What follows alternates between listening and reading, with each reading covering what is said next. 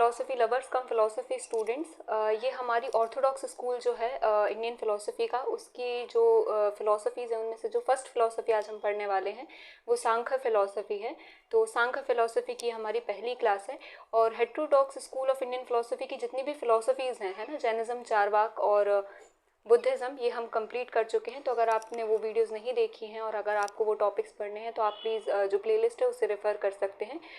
इसके साथ ही अगर आपने जो मेरा चैनल है फ़िलॉसफी फॉर लाइफ, उसे अगर आपने सब्सक्राइब नहीं किया है तो आप प्लीज़ सब्सक्राइब कर लें चैनल, और जो वीडियोस हैं उन्हें लाइक करें, है ना, शेयर करें, सब्सक्राइब करें। ठीक है, आज हम जो पढ़ने जा रहे हैं वो है सांख्य फ़िलॉसफी। पर सांख्य फ़िलॉसफी पढ़ने से पहले एक कॉन्सेप्ट है कॉज और इफेक्ट से रिलेटेड, जो हम अभी तक पढ़ते आ रहे हैं जैसा, है ना। तो वो कॉन्सेप्ट हमें क्या करेगा, सांख्य फ़िलॉसफी को समझने में हेल्प करेगा। तो आज हम उस सांख्य फ़िलॉसफी शुरू करने से पहले थोड़ा सा वो कॉन्सेप्ट समझेंगे, है ना। अब वो कॉन्सेप्ट क्या है भाई, वो कॉज और इफेक्ट का एक रिलेशन है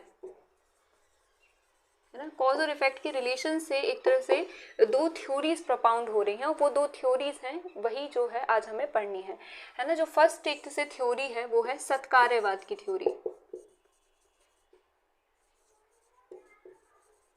है ना, और एक और है दैट इज असत्कार्यवाद।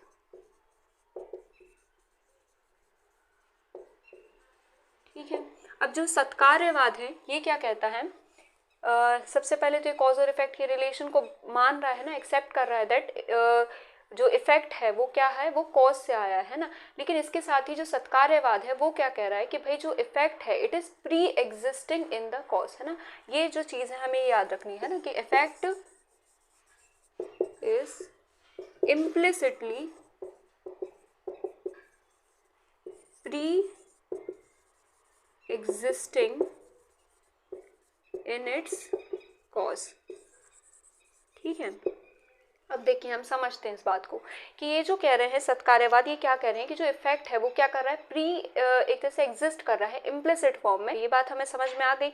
अब हम इसे क्या करेंगे, हम इसे एग्जाम्पल से देखेंगे कि भाई वो बता रहे हैं कि जैसे जो कर्ड है ना, it is pre existing in the milk, है ना, इन द इम्प्लिसिट फॉर्म, कि भाई जो कर्ड है वो कहाँ से आ रहा है, वो मिल्क से ही आ रहा है। तो मिल्क में ऐसा कुछ है जिसमें क्या, जिससे क्या हो रहा है, वो कर्ड जो है इफेक्ट जो है वो अराइज हो रहा है ना।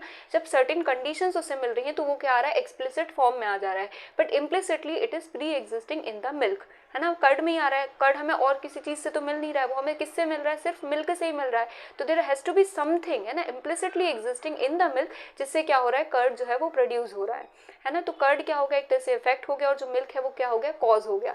तो ये क्या बोल रहा है कि इफेक्ट जो है वो क्या कर रहा है, प्री एग्जिस्ट कर रहा है in the implicit form in its cause, है ना। जैसे एग्जाम्पल हम लिख लेंगे, सॉरी, कर्ड इज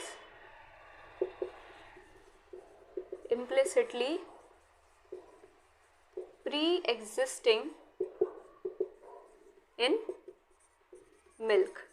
ठीक है, तो जो कर्ड है वो क्या कर रहा है, इम्प्लिसिटली कहाँ पे एग्जिस्ट कर रहा है, इन द मिल्क। या हम एक और एग्जांपल देख सकते हैं कि जो ऑयल है ना, जो तेल है वो कहाँ पे प्री एग्जिस्ट कर रहा है, pre existing in the implicit form, है ना, इन ऑयल सीड्स, है ना। तो ये जो ऑयल सीड्स हैं इनमें क्या एग्जिस्ट कर रहा है, ऑयल एग्जिस्ट कर रहा है इन दी इम्प्लिसिट फॉर्म। और जब हम उन ऑयल सीड्स को क्या करेंगे, रिफाइन करेंगे, तो हमें क्या मिलेगा, ऑयल मिल जाएगा, है ना, इफेक्ट प्रोड्यूस हो जाएगा, है ना। और ये जो इफेक्ट है क्या कर रहा है, अपने जो कॉज है, इसका जो कॉज है उसमें क्या कर रहा है, कहीं ना कहीं इम्प्लिसिट फॉर्म में प्री एग्जिस्ट कर रहा है। जैसे जो एक बहुत बड़ा स्टोन है ना, आप ऐसे समझिए, एक बहुत बड़ा स्टोन है और उससे क्या कर रहा है, एक स्कल्प्टर जो है वो क्या कर रहा है, एक स्कल्पचर क्रिएट कर रहा है।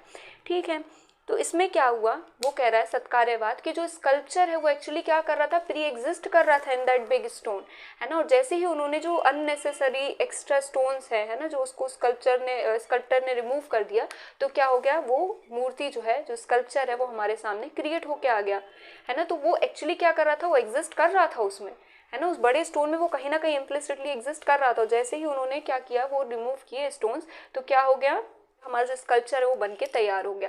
तो जो इफेक्ट है वो एक्चुअली क्या कर रहा है, प्री एग्जिस्ट कर रहा है इन द कॉज। ये कौन कह रहे हैं, सत्कार्यवाद। अब इसमें ही सत्कार्यवाद में एक तरह से दो थ्योरीज हैं, है ना। सत्कार्यवाद भी एक तरह से दो पार्ट में डिवाइड है। फर्स्ट इज परिणामवाद, ठीक है, एंड द अदर इज विवर्तवाद।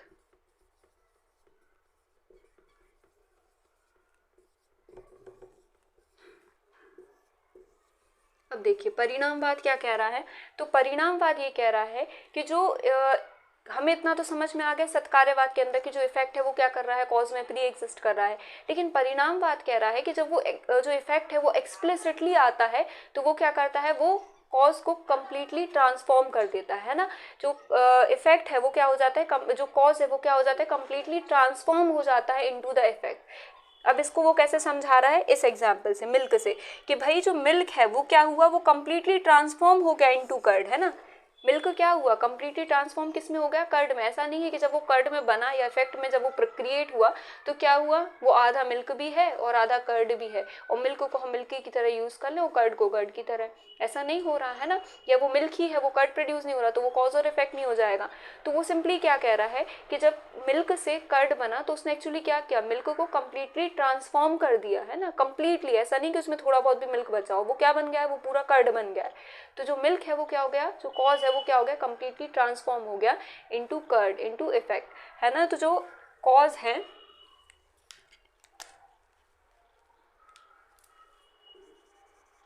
वो क्या हो गया, कॉज कम्प्लीटली क्या हो गया, ट्रांसफॉर्म हो गया इनटू इट्स इफेक्ट, है ना। और यहाँ पर हम इसका एग्जाम्पल लिख लेंगे, क्या चीज, मिल्क एंड कर्ड। ठीक है, ये बात हमें समझ में आ गई, है ना। परिणामवाद वो क्या बता रहे हैं ये हमें समझ में आ गया।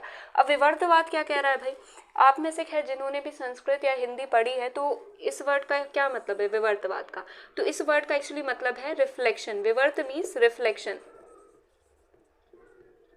है ना। यही से ये क्या है, हमें विवर्तवाद समझ आएगा।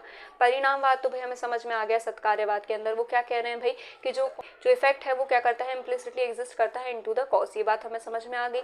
और जब वो क्या होता है, एक्सप्लिसिटली एक्सप्रेस होता है ना, एक्सप्लिसिटली बाहर निकल के आता है, क्रिएट होकर आता है, एक अलग एंटिटी की तरह हमें दिखता है इफेक्ट, वो क्या करता है, वो एक्चुअली ट्रांसफॉर्म कर देता है कम्प्लीटली, है ना, किसको, कॉज को। तो जो कॉज है वो क्या हो गया, कम्प्लीटली ट्रांसफॉर्म हो गया इनटू इफेक्ट इन परिणामवाद, है ना। जैसे जो मिल्क है वो कम्प्लीटली ट्रांसफॉर्म हो गया इनटू कर्ड, है ना। जो ऑयल सीड्स हैं वो कम्प्लीटली ट्रांसफॉर्म हो गए इनटू ऑयल। ठीक है, ये बात हमें समझ में आ गई, है ना। जैसे जो स्टोन है वो कम्प्लीटली ट्रांसफॉर्म हो गया, है ना, वो स्टोन हट गए, सब हो गया, और वो कम्प्लीटली ट्रांसफॉर्म हो गया इनटू द स्कल्पचर। ये हमें समझ में आ गया क्या चीज़, परिणामवाद।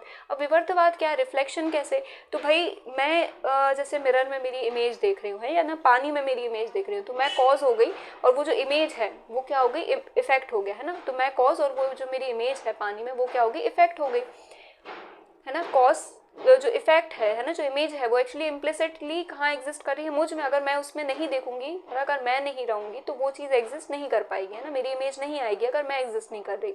तो रिफ्लेक्शन क्या है, इफेक्ट है, किसका, मेरा, मैं कौन हूँ, कॉज हूँ। अब क्या हो रहा है, क्या मैं अपने इफेक्ट में कम्प्लीटली ट्रांसफॉर्म हो गई, क्या मैं वो इमेज बन गई, नहीं ना। वो तो एक तरह से रिफ्लेक्शन है सिर्फ मेरा, है ना। भले ही वो मेरे मुझ में कहीं ना कहीं इफेक्ट मेरे अंदर इम्प्लिसिटली एग्जिस्ट कर रहा है, बट क्या मैं उस इफेक्ट में ट्रांसफॉर्म हो गई, नहीं हुई, है ना। मैं अपनी, मेरी खुद की एक आइडेंटिटी, एक इंडिविजुअलिटी है, और क्या हुआ है, मैं उसमें कन्वर्ट नहीं हुई हूँ, मैं क्या हुई हूँ, सिर्फ उसमें रिफ्लेक्ट हुई हूँ,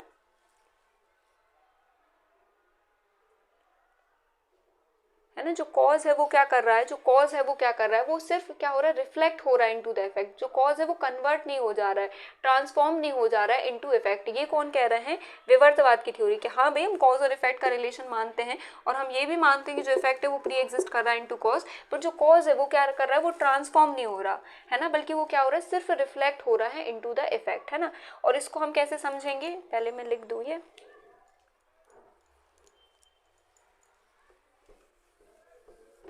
है ना। तो विवर्तवाद क्या कह रहा है कि इफेक्ट जो कॉज है ना, जो कॉज है वो क्या हो रहा है, it is cause is only reflecting in the effect and not transforming into the effect.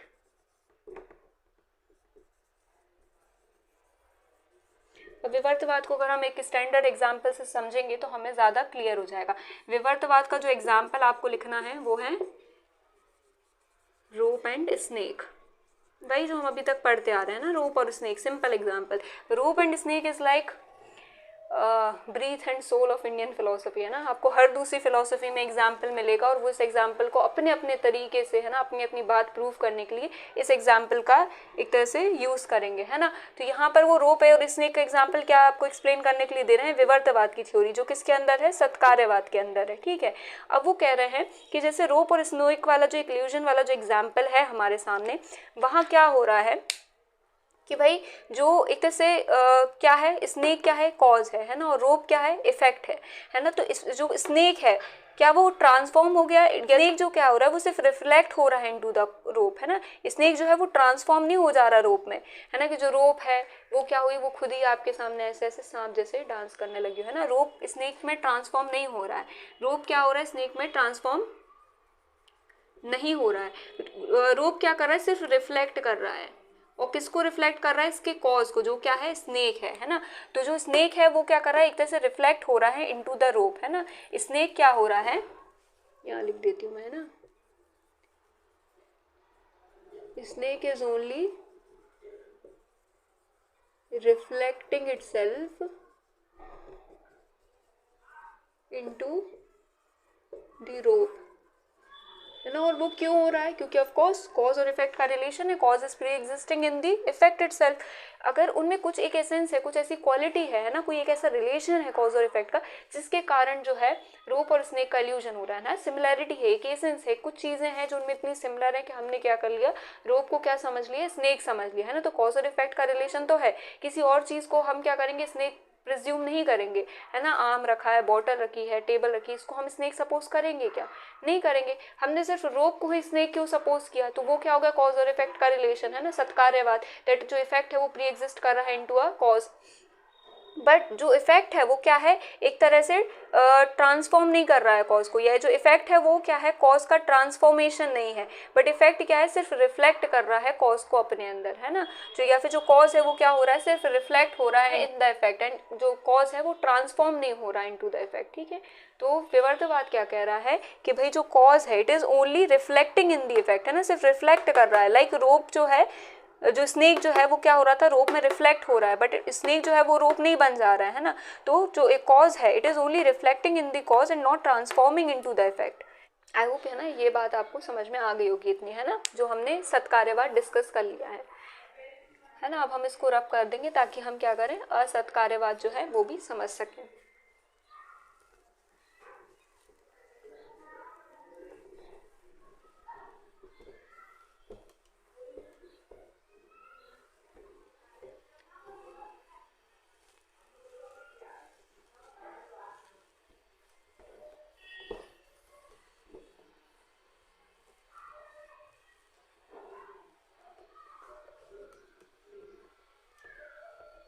ठीक है, अब असत्कार्यवाद की थ्योरी क्या कह रही है भाई, असत्कार्यवाद क्या कह रहा है कि भाई जो इफेक्ट है वो क्या है, एक न्यू बिगनिंग है। मैं ये मानने तैयार नहीं हूँ कि जो इफेक्ट है वो क्या कर रहा है, प्री एग्जिस्ट कर रहा है किसी कॉज में, है ना। मेरे हिसाब से क्या है, effect is a new beginning. Asatkaryavada क्या कह रहा है, that effect is a new beginning and effect do not pre-exist in its cause, ठीक है ना। अब वो ये बात क्यों कह रहे हैं, हमने जो सत्कार्यवाद की जो थ्योरी एक तरह से देखी है उसको बहुत स्ट्रॉन्ग आर्ग्यूमेंट्स है ना उसके सपोर्ट में, तो हम इनसे पूछ रहे हैं कि भाई आप एक्सप्लेन कीजिए कि आप क्यों कह रहे हैं कि भाई इफेक्ट जो है वो न्यू बिगनिंग है और जो इफेक्ट है वो प्री एग्जिस्ट नहीं कर रहा है कॉज में। तो वो कह रहे हैं भाई कि अगर कोई जो इफेक्ट है वो प्री एग्जिस्ट कर रहा है उसके कॉज में, या इम्प्लिसिटली एग्जिस्ट कर रहा है ना, implicit is important term, do not present pre exist implicitly, है ना, इम्प्लिसिटली और लिख लीजिए, इम्प्लिसिटली इन इट्स कॉज, है ना।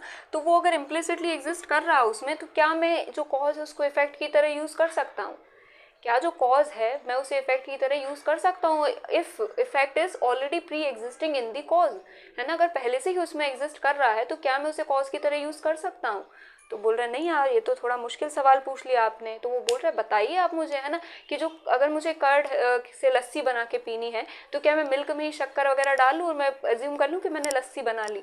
नहीं, उसके लिए तो आपको क्या चाहिए, इफेक्ट चाहिए, आपको क्या चाहिए, कर्ड चाहिए। तो इनके according curd is a new beginning, है ना। आप कर्ड, आप ये सब में क्या कर रहे हैं, आप उलझा रहे हैं, क्या कर रहे हैं आप, सामने वाले को उलझा रहे हैं। आप क्या कह रहे हैं कि भाई it is pre existing in the cause, है ना, इन द इम्प्लिसिट फॉर्म, बट मेरी जो नेसेसिटी है वो किससे सेटिस्फाई हो रही है, न्यू बिगनिंग से, कि भाई मुझे तो कर्ड चाहिए। अब वो प्री एग्जिस्ट करेगा तो क्या मैं उसकी तरह उसे इफेक्ट की तरह यूज कर सकता हूँ? नहीं कर सकता, है ना। जो कर्ड है, जो मिल्क है, क्या मैं उसे कर्ड की तरह यूज कर सकता हूँ? नहीं कर सकता, है ना। तो मेरे हिसाब से जो कर्ड है, जो इफेक्ट है, वो क्या है, एक तरह से न्यू बिगनिंग है, ठीक है। और जो सत्कार्यवाद, असत्कार्यवाद की थ्योरी को जो एक तरह से सपोर्ट कर रहे हैं ना, ये असत्कार्यवाद की थ्योरी पर अपनी फिलोसफी को बेस कर रहे हैं, वो कौन है, जो हम जस्ट अभी खत्म करके आए हैं, चारवाक फिलोसफी, ठीक है। तो जो चारवाक फिलोसफी है वो क्या है, असत्कार्यवाद पर बेस्ड है। And it is considering that effect is a new beginning, है ना, effect do not pre exist in its cause, है ना। वो क्या कर रहा था, वो जो इन्फरेंस है उसे क्रिटिसाइज कर रहा था, जो नेसेसिटी का रिलेशन है कि दिस डेफिनेटली और नेसेसरली लीड टू दैट, है ना। ये जो नेसेसरी रिलेशन है कॉज और इफेक्ट का, ये जो चारवाक है उसे अपोज कर रहा है ना। वो क्या कह रहा है भाई, कि जो इफेक्ट है वो प्री एग्जिस्ट नहीं करता है कॉज में, जितने भी इफेक्ट हैं वो क्या है, न्यू बिगनिंग है, ठीक है। तो हमें ये सत्कार्यवाद और असत्कार्यवाद की थ्योरी आई जो है, आई होप आपको समझ आ गई होगी, है ना। अब हमें क्या पढ़ना है, अब हमें सांख्य पढ़ना है। तो हम सांख्य जब पढ़ेंगे तो हमने उससे पहले सत्कार्यवाद और असत्कार्यवाद क्यों समझे, अब हमें ये समझना है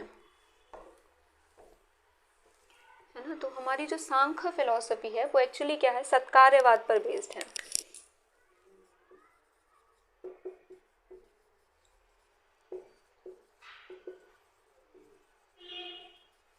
हमारी जो सांख्य फिलॉसफी है ये क्या है, सत्कार्यवाद पर बेस्ड है। और ये क्या कह रही है कि जो इफेक्ट है वो क्या करता है, प्री एग्जिस्ट करता है in the implicit form in its cause. ये बात समझ में आ गई इतनी हमें। तो हमने पूछा ये बात तो ठीक है, तो अब आप इससे कहाँ लेके जा रहे हैं हमें। तो वो कह रहे हैं कि आप इस वर्ल्ड को देखिए, ये जो वर्ल्ड आपके सामने है ना, ये जो वर्ल्ड है ये एक्चुअली क्या है, ये इफेक्ट है। ये वर्ल्ड क्या है, इफेक्ट है। इसका क्या मतलब है, दिस नेसेसरली इम्प्लाइज,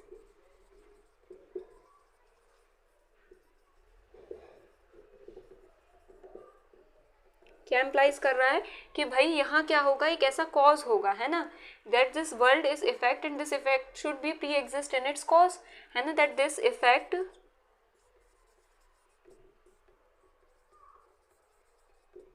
should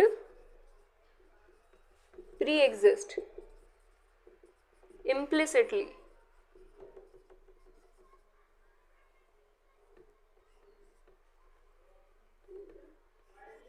है ना, should pre-exist implicitly in its cause। तो अब हम उससे पूछ रहे हैं कि अगर ये जो वर्ल्ड है ये क्या है, इफेक्ट है, और ये क्या होना चाहिए, सत्कार्यवाद के अकॉर्डिंग क्या होना चाहिए, प्री एग्जिस्ट करना चाहिए इम्प्लिसिटली इन इट्स कॉज। तो what is the cause of this world, तो इस वर्ल्ड जो है, ये जो इफेक्ट है, इसका कॉज क्या है, जिसमें ये जो वर्ल्ड है ये क्या कर रहा है, इम्प्लिसिटली एग्जिस्ट कर रहा है ना। हम उनसे पूछ रहे हैं इस वर्ल्ड का कॉज क्या है, तो वो हमें क्या आंसर कर रहे हैं भाई, इस वर्ल्ड को देखते हुए कि भाई ये जो वर्ल्ड है इसका कॉज क्या है ना। तो वो बता रहे हैं कि भाई इसका कॉज क्या है, प्रकृति है। इसका कॉज क्या है, वर्ल्ड का कॉज क्या है, प्रकृति है। ये बात हमें समझ में आ गई। उनसे पूछा अच्छा प्रकृति है इसका कॉज, तो प्रकृति क्या है, हम उनसे पूछ रहे प्रकृति क्या है, तो बता रहे प्रकृति क्या है भाई, अल्टीमेट, सुप्रीम, इटर्नल, है ना, रियलिटी है। और ये कैसी है, फर्स्ट कॉज है ना।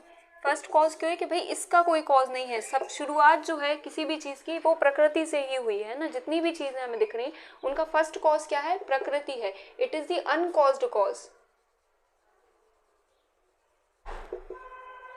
है ना। ये जो प्रकृति है कैसी अनकॉज्ड कॉज है, इसका कोई कॉज नहीं है ना, प्रकृति का कोई कॉज नहीं है ना। और ये क्या कर रही है, बाकी चीजों को एक तरह से क्रिएट कर रही है एज अ इफेक्ट, ठीक है। तो प्रकृति क्या है, uncaused cause of everything, first cause of everything, है ना। It is eternal, supreme, ultimate, and since this world is one, है ना, वर्ल्ड क्या है, वन है, इफेक्ट क्या है, वन है। तो इसका क्या कंक्लूजन निकला कि इसका जो कॉज है वो भी कैसा होगा, वन होगा। तो प्रकृति कैसी है, वन, प्रकृति कैसी है, वन है। प्रकृति क्या क्या हो गई भाई, अल्टीमेट, सुप्रीम, इटर्नल रियलिटी, है ना, first cause, ultimate cause, and it is one, ठीक है। अब वो क्या बोल रहा है, आपने ये सब कैसे डिड्यूस किया, उन्होंने कहा हमने कहा इफेक्ट को देके डिड्यूस किया, है ना, कि इफेक्ट क्या है, जो हमारा वर्ल्ड है वो कैसा है, वन है। तो हमारी जो प्रकृति, जो कॉज है वो भी कैसा होगा, वन है। इसके साथ वो क्या कह रहे हैं कि भाई आप देखिए वर्ल्ड जो है it is nothing but matter, है ना, मटेरियल ही है सब कुछ, वर्ल्ड इज व्हाट, मटेरियल। तो ये जो प्रकृति है it is also material. It means that this world or this prakriti cause is what, unintelligent, है ना, this is unintelligent.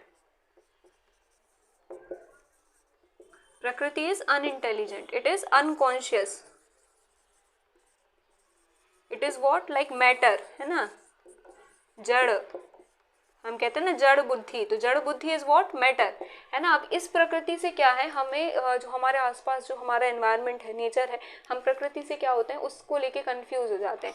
तो एक्चुअली कंफ्यूजन इतनी की बात नहीं है, बट ये जो प्रकृति है एक्चुअली नेचर नहीं है ना, ये प्रकृति का मतलब नेचर नहीं है। इनफैक्ट जो हम नेचर आज आम बोलचाल की भाषा में प्रकृति वर्ड यूज करने लगे हैं टू इम्प्लाई नेचर, वो कहाँ से डराइव हुआ है, वो सांख्य फिलोसफी से डराइव हुआ है, जिसने जितने भी मटेरियल आइटम, जो भी हमारे मटेरियल आइटम नहीं, जितनी भी मटेरियल चीज़ें हमारे अराउंड जो एग्जिस्ट कर रही हैं उनका कॉज क्या बताया है, प्रकृति को बताया है। और ये कहीं ना कहीं जितनी भी मटेरियल चीज़ें हमारे अराउंड एग्जिस्ट कर रही हैं, दे आर इफेक्ट्स, है ना, and they are pre existing in the cause which is prakriti. तो हमारे अराउंड जितनी भी चीजें हैं इट इज एक्चुअली प्रकृति, है ना। इसलिए हम नेचर को और सराउंडिंग को क्या कह देते हैं, प्रकृति कह देते हैं। बट प्रकृति एक्चुअली क्या है, द फर्स्ट कॉज, है ना, uncaused cause, supreme, eternal reality which is one, है ना।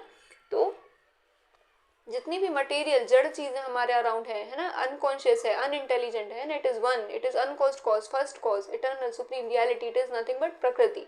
तो हमने क्या किया, इस इफेक्ट को देख के इन्होंने क्या दिया, हमें कॉज दिया विच इज प्रकृति। इतनी बात आई होप आप सभी को समझ आ गई होगी ना, प्रकृति का कॉन्सेप्ट जो सांख्य दे रहा है ना।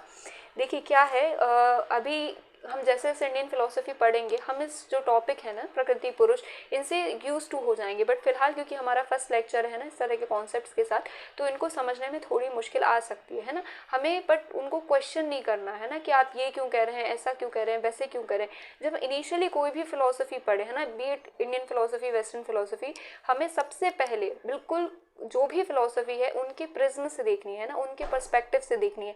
हमें पूरी तरह समझना है कि वो क्या कह रहे हैं ना, वो क्या समझा रहे हैं, वो क्या एक तरह से हमारे सामने लेके आ रहे हैं। हमें बिल्कुल उन्हीं के रंग में रंग के उनको वो चीज़ समझनी है। और फिर क्या होगा, जब हम उसे समझ लेंगे तो फिर जैसे बाकी इंडियन स्कूल्स ऑफ फिलोसफी हैं वो हमारी तरह उन्हें क्वेश्चन करने वाले हैं ना कि आपने ये कहा तो ऐसा क्यों कहा, वो कहा तो वैसा क्यों कहा, अगर ये चीज़ ऐसी है तो फिर ये इसका क्या होगा, है ना। तो वो जो हम तब पढ़ेंगे जब हम क्रिटिसिज्म्स पढ़ेंगे, ठीक है। तो आपको अभी बहुत पेशेंटली क्या करना है, उनके प्रिज्म से, उनके पर्सपेक्टिव से कोई भी फिलोसफी को देखने समझने की कोशिश करनी है ना कि वो हमें क्या बता रहे हैं। वो क्या बता रहे हैं भाई कि हम सत्कार्यवाद को मानते हैं कि भाई इफेक्ट जो है वो प्री एग्जिस्ट करता है इम्प्लिसिटली इन द कॉज, और ये जो वर्ल्ड है वो एक्चुअली क्या है, इफेक्ट है। तो इसका क्या मतलब हुआ कि भाई ऐसा एक कॉज होना चाहिए जो जहाँ पे क्या है, जो वर्ल्ड है हमारा इम्प्लिसिटली एग्जिस्ट कर रहा हो। तो वो कॉज क्या है, क्योंकि हमारा जो वर्ल्ड है वो मटेरियल है, वो वन है ना। तो हमने क्या बताया, एक वन इटर्नल सुप्रीम रियलिटी है ना, जो कैसी है, अनकॉन्शियस है, अनइंटेलिजेंट है, मटेरियल है, जड़ है। और वो रियलिटी को क्या नाम दिया इन्होंने, प्रकृति नाम दे दिया, ठीक है। इतनी बात हमें समझ में आ गई उनकी, है ना। अब हम उनसे पूछ रहे नहीं, ये सब तो ठीक है, बट इस वर्ल्ड में एक और चीज़ एग्जिस्ट कर रही है, और वो कौन है, वो हम हैं, है ना। और हमारे अंदर क्या है, एक कॉन्शियसनेस है। तो ये जो जड़ है, ये जो अनकॉन्शियस, एक तरह से अनइंटेलिजेंट एक तरह से रियलिटी है, ये हमारे अंदर जो कॉन्शियसनेस है उसको एक्सप्लेन नहीं कर पा रही। तो हम उनसे पूछ रहे हैं ना, हम सांख्य से पूछ रहे हैं कि हमारे अंदर ये जो कॉन्शियसनेस है इसका कॉज क्या है। तो सांख्य कह रहे हैं आप टेंशन नहीं लो, हमारे पास क्या है, एक और सुप्रीम इटर्नल रियलिटी है। क्या है हमारे पास, एक और सुप्रीम इटर्नल रियलिटी है, जिसे वो क्या नाम दे रहे हैं, पुरुषा, ठीक है। एक और एक तरह से रियलिटी है जैसे वो क्या नाम दे रहे हैं, पुरुष, और ये भी कैसी है, सुप्रीम, है ना, इटर्नल, और ये कैसी है, कॉन्शियस है ना। और क्या है, पुरुष के बारे में उन्होंने क्या बताया कि भाई ये जो पुरुष हैं ये वन नहीं है, बल्कि कैसे हैं, मैनी है, बहुत सारे पुरुष हैं, है ना, पुरुषा एक नहीं। तो पुरुषा या जीव, पुरुषा से या कॉन्शियसनेस से हम किसे समझ सकते हैं, क्या समझ सकते हैं, तो इंडियन फिलोसफी में एक तरह से consciousness is nothing but self, और जीव, है ना, हम ये अभी समझते हुए आ रहे हैं ना, जब हमने जैनिज्म की फिलोसफी पढ़ी थी। तो कॉन्शियसनेस से उनका क्या मतलब है, it is nothing but self, है ना। तो सेल्फ जो है वो मैनी है, लाइक जीवा ऑफ जैनिज्म, है ना, और मोनैड्स ऑफ लेबिनिड्स, ये हमने कहाँ पढ़ा है, इन वेस्टर्न फिलोसफी, ये हम पढ़ेंगे आने वाली क्लासेस में। तो जो लेबिनिड्स है वो क्या कर रहा है, मोनैड्स का कॉन्सेप्ट दे रहा है, इट इज सिमिलर टू जीव ऑफ जैना और पुरुषा ऑफ सांख्य फिलोसफी। और ये जो पुरुषा है सांख्य फिलोसफी का, इसी को एक तरह से सेम सिमिलर कॉन्सेप्ट किसने यूज किया है, पुरुषा ऑफ रामानुजा। तो जब आप इंडियन फिलोसफी के आंसर्स लिखेंगे, है ना, तो आप क्या करेंगे, आप ये कंपैरिजन हमेशा मेंशन करेंगे, उससे क्या होगा, आपके जो आंसर हैं वो इनरिच होंगे, है ना। It can be other way around, है ना, अगर जैनिज्म पे क्वेश्चन है तो आप उसे कंपेयर कर सकते हैं विद पुरुष ऑफ सांख्या, पुरुष ऑफ रामानुजा एंड मोनैड्स ऑफ लेबिनिड्स, है ना। अगर आप लेबिनिड्स की थ्योरी बता रहे हैं, उसका सेल्फ एक्सप्लेन कर रहे हैं मोनैड्स के थ्रू, तो वहां पे आप क्या कर देंगे, आप इसको इंडियन फिलोसफी से कंपेयर करके लिख देंगे that this monads of Leibniz is same as the concept of jiva of Jainas and Purusha of Samkhya and Purusha of Ramanuja. ठीक है, तो हमें क्या करना है, हमें इनको ऐसे आंसर में यूज करना है, ये कंपेरिजन। ठीक है, तो ये जो पुरुषा हो गए वो कैसे हो गए, सुप्रीम हो गए, इटर्नल हो गए, कॉन्शियस हो गए, है ना, मैनी हो गए। बट ये जो पुरुषा है इसके साथ एक डिमेरिट है, और ये डिमेरिट क्या है, that it is inactive, this पुरुषा इज इनएक्टिव, है ना। मैं थोड़ा सा ये रब कर देती हूँ।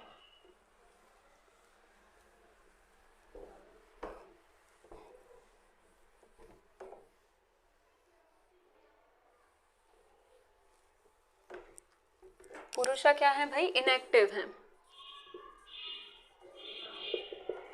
और ये जो प्रकृति है हमारी, इट इज व्हाट,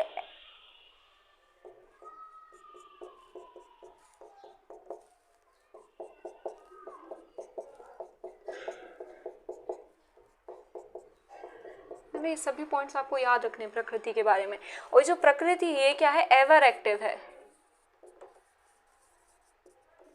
ना, एवर एक्टिव है। कैसी है, डायनेमिक है। अब डायनामिक क्यों है और एवर एक्टिव क्यों है, क्योंकि हमारे अराउंड जो भी वर्ल्ड में चीज़ें हैं, मटेरियल चीज़ें, वो क्या हो रही हैं, वो पास आ रही हैं, दूर जा रही हैं, पास आ रही हैं, दूर जा रही है ना, एसोसिएट हो रही है, फिर डिसएसोसिएट हो रही है, क्रिएशन हो रहा है और डिस्ट्रक्शन हो रहा है ना। तो वो क्रिएशन और डिस्ट्रक्शन हम कैसे एक्सप्लेन करेंगे, तो हम ऐसे एक्सप्लेन करेंगे जितनी भी मटेरियल चीज़ें हैं वो कैसी है, उनका कॉज क्या है, प्रकृति। तो प्रकृति क्या हो गई, एवर एक्टिव हो गई, और कैसी हो गई, डायनामिक हो गई। बट इसके साथ जो हमारा कॉन्शियसनेस है, सोल है, वो कैसी है, इनएक्टिव है। कैसी है, इनएक्टिव है। कॉन्शियसनेस है इसमें, बट क्या है, इसके साथ एक डिमेरिट है कि भाई ये इनएक्टिव है ना, तभी वो क्या अपने में मग्न, उसको कहीं जुड़ना नहीं है, कहीं दूर नहीं होना, कुछ नहीं होना उसको, है ना, वो इनएक्टिव, वो अपने में है। अब ये जो है प्रकृति और पुरुष, इनको समझाने के लिए सांख्य फिलोसफी एक एग्जाम्पल देती है, और वो एग्जाम्पल क्या है कि भाई एक दो फ्रेंड्स हैं, है ना, दो फ्रेंड्स हैं, उनको क्या करना है, एक फॉरेस्ट को क्रॉस करना है। बट एक जो पर्सन है उनमें से, वो कैसा है, ब्लाइंड है ना, वो कुछ भी देख नहीं सकता। बट क्या कर सकता है, वो चल रहा है, फिर रहा है, सब कर सकता है, बट वो क्या है, वो देख नहीं सकता। वो क्या है, किसके जैसा है, प्रकृति के जैसा है, अनकॉन्शियस है ना, अनइंटेलिजेंट है। क्यों, क्योंकि वो अवेयर नहीं है ना, वो देख नहीं पा रहा। और जो दूसरा फ्रेंड है वो देख सकता है ना, वो कॉन्शियस है, वो सब कर सकता है, बट उसके साथ एक डिमेरिट क्या है कि भाई वो चल नहीं सकता, इट इज इनएक्टिव, लाइक पुरुषा। तो ये दोनों क्या करेंगे, एक दूसरे को हेल्प करेंगे टू क्रॉस द फॉरेस्ट, है ना। ऐसे आने वाले कॉन्सेप्ट में जब हम सांख्य और डिटेल में डिस्कस करेंगे तो हमें क्या पता चलेगा, ये जो प्रकृति और पुरुष हैं ये एक दूसरे की हेल्प करेंगे टू अचीव देयर गोल्स, है ना। जैसे इनका गोल क्या है भाई, to create the to cross the forest, है ना। तो पुरुषा का वैसे ही कॉन्सेप्ट क्या होगा, टू अचीव मोक्ष, है ना। सेल्फ का एक ही ऑब्जेक्टिव है, टू अचीव मोक्ष। और प्रकृति का क्या ऑब्जेक्टिव है भाई, कि क्रिएशन, वर्ल्ड बनेगा, है ना, जो मटेरियल चीजें एग्जिस्टेंस में आएंगी, फिर वो डिस्ट्रॉय होंगी, है ना। Ever activism, it's pleasure to what, prakriti. तो प्रकृति का क्या हो जाएगा, दर्शनार्थम। इसको हम आगे डिस्कस करेंगे। एंड दिस इज फॉर पुरुषा का जो गोल है वो है केवलार्थम, है ना, हम आने वाली जो क्लास है उसमें डिस्कस करेंगे। तो एक तरह से ये दोनों क्या है, like those two blind and lame friend, ये क्या कर रहे हैं, एक दूसरे को हेल्प कर रहे हैं। तो जो प्रकृति है इसे हम किससे समझेंगे, blind and lame friends like. तो जो पुरुष और प्रकृति है ना, जो purush and prakriti are like blind and lame friends who help each other to cross the jungle। और ऐसे ही जो पुरुष और प्रकृति हैं वो अपने रिस्पेक्टिव जो गोल्स हैं उनको अचीव करने के लिए क्या करेंगे, एक दूसरे की हेल्प करेंगे। क्यों करेंगे, क्योंकि भाई जो पुरुष है वो कैसा है, इनएक्टिव है, बट कैसा है, कॉन्शियस। और ये जो प्रकृति है ये कैसी है भाई, अनकॉन्शियस है, जड़ है, मैटर है, but it is ever active and dynamic. ठीक है, आई होप इतनी जो चीज़ है वो आपको समझ आ गई होगी प्रकृति और पुरुष से रिलेटेड। इसमें एक चीज़ और आती है कि जो पुरुषा है इसको हम क्या करते हैं, एक और कॉन्सेप्ट से समझते हैं पुरुष और प्रकृति को। और जैसा अगर हम थोड़ा हिंदू मैथोडोलॉजी में जाते हैं तो हम इस कॉन्सेप्ट को एक और एक तरह से एग्जाम्पल से समझते हैं, वो है शिव और शक्ति का एग्जाम्पल, है ना, कि वो अलग अलग नहीं है ना, वो वन ही है ना। जैसे जो एक तरह से हमारे अंदर क्या है, शिव और शक्ति वास करी है ना, फेमिनाइन और मेस्कुलाइन जो एक तरह से एंटिटीज़ हैं या क्वालिटीज़ हैं या एसेंस है वो क्या कर रही है, हमारे अंदर एग्जिस्ट कर रही हैं। तो Prakriti is the feminine aspect of us and Purusha is like the masculine aspect of us. तो जो पुरुषा है उसको हम क्या कहेंगे, मेस्कुलाइन एस्पेक्ट।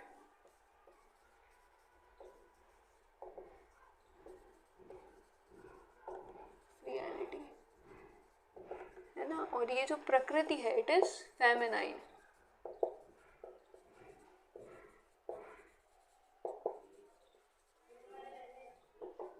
ठीक है, और ये पुरुष और प्रकृति मिलकर, है ना, कॉन्जुगेट करेंगे टू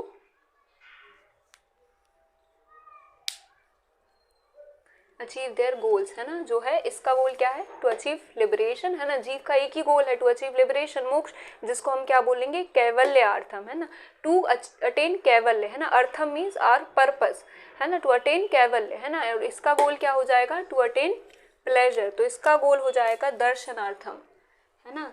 तो पुरुषा और प्रकृति क्या करेंगे, एक तरह से साथ में आएंगे, है ना, कंबाइन होंगे। अब वो हम कल पढ़ेंगे कि वो कैसे कंबाइन होंगे, टू अटेन देयर गोल्स, है ना। और वो गोल्स क्या हैं, प्रकृति, पुरुष का गोल क्या है,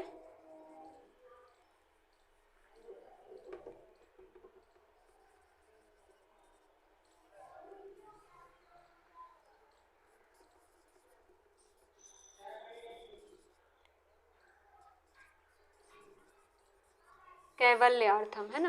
और प्रकृति का गोल क्या है,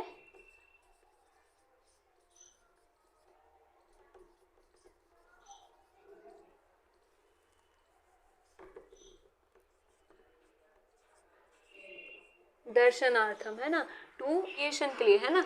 प्रकृति आ रही है और पुरुष किसके लिए आ रहा है, टू लिबरेट, है ना, टू अटेन लिबरेशन, कैवल्यार्थम, है ना।